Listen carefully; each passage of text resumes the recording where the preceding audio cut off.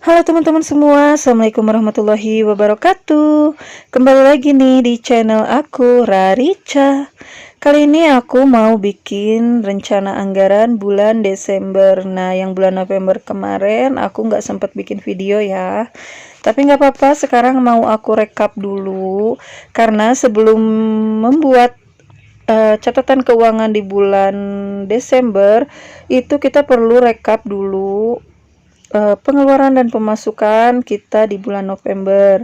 Nah, ini aku bakal tulis total pendapatan aku selama sebulan penuh. Karena apa? Karena kan penghasilan aku tuh harian, jadi aku tetap harus tulis kira-kira pendapatan aku sebulan itu berapa gitu ya rata-ratanya, karena setiap harinya berbeda, tentu tiap bulannya juga jumlahnya juga akan berbeda ya teman-teman. Nah, di sini aku bakal samain dulu. Jadi dilihat dulu catatannya baru aku tulis. Nah, setelah pendapatan aku tulis total tabungan hari raya. Total tabungan hari raya ini aku nabung per hari 20.000. Jadi 30 hari itu 600.000 ya. Itu udah lumayan banget ya buat aku yang dulunya nggak pernah nabung. Oke, selanjutnya kita ke total tabungan sekolah anak. Nah, tabungan sekolah anak ini adalah tantangan menabung aku yang baru. Jadi aku tuh baru sadar kalau anak aku tuh sekarang udah mau 2 tahun. Itu artinya 2022 itu udah aku masukin ke PAUD gitu ya. Nah, aku merencanakan keuangannya mulai dari bulan ini. Insya Allah bisa konsisten ya. Dan sehari itu cuma Rp5.000 aja. Lalu ke selanjutnya adalah total tabungan uang saku. Nah, uang saku ini aku sehari 10.000 dan anak aku 10.000 dan sisanya selalu aku tabung. Nah, yang terakhir adalah sisa saldo harian.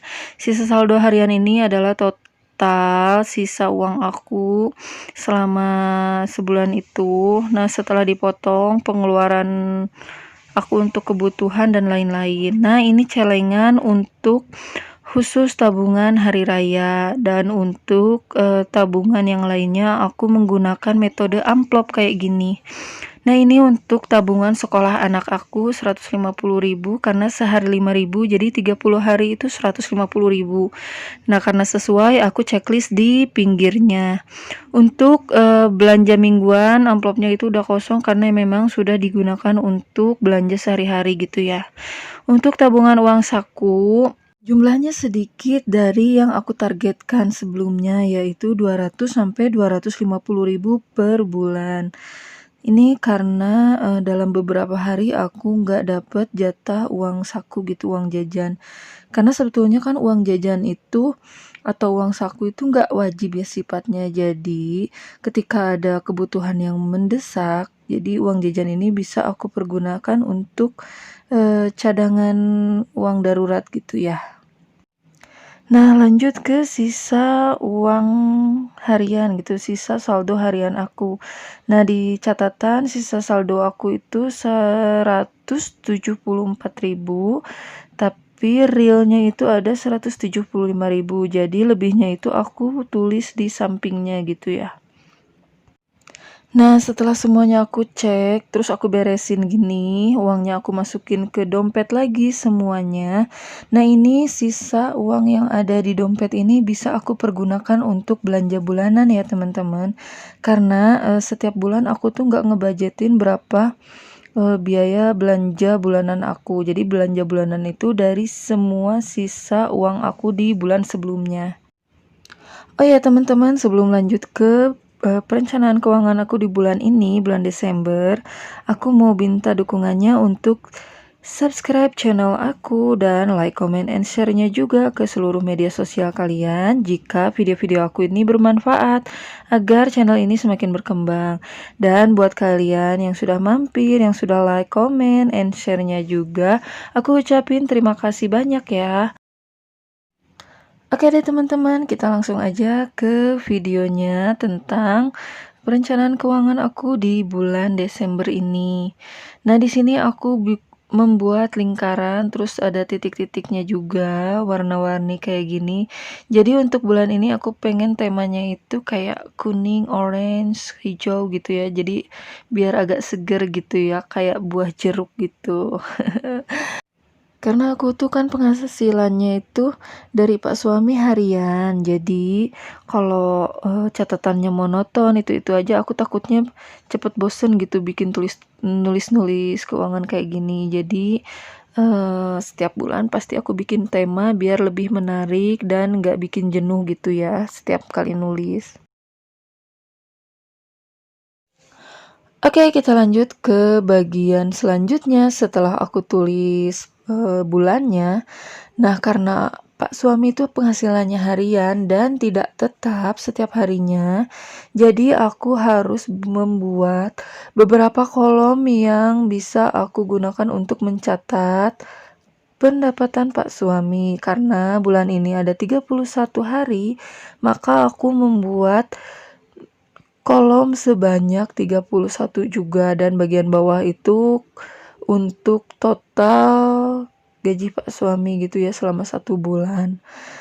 Nah, sebetulnya pencatatan keuangan kayak gini itu nggak bikin ribet seperti kebanyakan orang bikin gitu ya, orang pikir gitu. Ngapain sih ngeribet-ribetin nyatet-nyatet gitu kan setiap hari, bikin pusing sendiri. Sebetulnya bikin pencatatan keuangan yang kayak gini tuh mempermudah loh, bukan bikin pusing.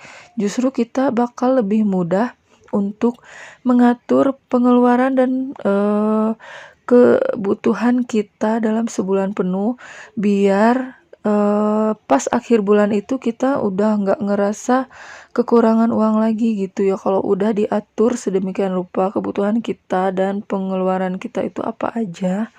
Jadi kita juga bisa ngatur untuk kebutuhan tabungan juga. Jadi bukan cuma pengeluaran kita yang teratur, tapi kita juga bisa mengalokasikan beberapa dana untuk tabungan di masa depan gitu. Contohnya aku untuk hari raya dan sekolah anak itu kan sebetulnya tabungan jangka panjang, tapi aku mulai memikirkan dan membudgetkan dari sekarang supaya nanti itu lebih tenang gitu ya, lebih terarah ini gaji mau ke pos-pos apa aja gitu.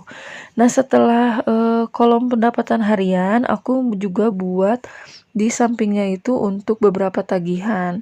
Nah, di lembar selanjutnya ini aku khususkan untuk tabungan. Jadi setelah pendapatan, yang paling utama itu adalah hutang, dan yang kedua tabungan gitu ya. Setelah hutang atau tagihan atau cicilan, baru tabungan. Setelah itu baru kebutuhan yang lainnya, yang misalnya kebutuhan yang jumlahnya itu berubah-ubah gitu setiap bulannya. Nah, untuk tabungan yang pertama aku membuat bentuk atau gambar jeruk kayak gini dengan ruas di dalamnya yang mewakili 31 hari di bulan Desember ini. Jadi setiap ruasnya aku udah kasih tanggal dari tanggal 1 hingga tanggal 31. Jadi kalau setiap hari aku udah berhasil nabung untuk tabungan hari raya ini, aku tinggal kasih warna di setiap tanggalnya. Misalnya tanggal 1 aku udah nabung nih buat tabungan hari raya. Terus aku tinggal kasih warna orange di tanggal 1-nya gitu. Nah, tanggal 2-nya udah nabung lagi. Ya udah aku tinggal gambarin lagi aja, kasih warna orange lagi di tanggal 2-nya gitu. Begitu selanjutnya sampai ke tanggal 31. Jadi nanti akhir bulan gambar aku ini udah cantik gitu ya, udah warna-warni. Selain warna kuning ada warna orange-nya juga. Ya teman-teman, maaf ya kalau suara aku makin kesini makin kecil karena anak aku udah tidur. Jadi aku ngomongnya agak bisik-bisik dikit ya, nggak apa-apa. Yang penting masih kedengeran kan? Hehehe. Nah, di kolom yang kedua, bukan kolom sih, gambar yang kedua ini, aku khususkan untuk tabungan sekolah anak yang sehari 5.000. Di sini aku bikin kayak gelas gelas apa ya, toples gelas kayak gini lah. Terus aku kasih tanggal juga di dalamnya sebanyak 31 juga. Nah, cara kerjanya sama juga. Kalau aku berhasil nabung, aku kasih warna di setiap tanggalnya. Nah, untuk yang ketiga ini aku bikin toples juga dan di dalamnya aku kasih tanggal juga sama sampai 31. Dan untuk toples yang ini aku khususkan untuk tabungan uang saku aku. Untuk tabungan belanja mingguan. Jadi, untuk belanja mingguan aku tuh nabung sehari 20.000. Jadi seminggunya itu aku bisa belanja 140.000 atau mau di 10 hari kan sekali belanja itu berarti 200.000. Jadi tinggal kita bikin food prep gitu ya untuk menghemat pengeluaran. Nah, untuk yang selanjutnya adalah tabungan uang saku harian. Nah, ini belum sempat aku videoin ya, karena aku nggak nyadar kalau kamera aku mati pas udah selesai bikin kotak-kotaknya. Tapi nggak apa-apa, ini dia hasil selanjutnya. Dan di lembar selanjutnya aku bikin rincian pengeluaran untuk pengeluaran setiap harinya. Misalnya tanggal 1 aku ada pengeluaran bayar listrik, beras, atau pengeluaran beli makanan apapun, aku catat di rincian pengeluaran. Supaya kita bisa kontrol dan bisa tahu uang kita itu larinya kemana, jadi harus kita catat di rincian pengeluaran. Oke deh teman-teman, segitu dulu sharing aku tentang bagaimana cara aku mencatat keuangan di setiap bulannya. Kalau ada yang kurang, kalian bisa tulis di kolom komentar ya. Dan aku juga mau mengucapkan terima kasih buat kalian yang sudah menonton sampai akhir. Jangan lupa like, comment, and share-nya. Juga subscribe channel ini agar channel ini semakin berkembang. Terima kasih buat kalian semua dan sampai jumpa lagi di video-video selanjutnya.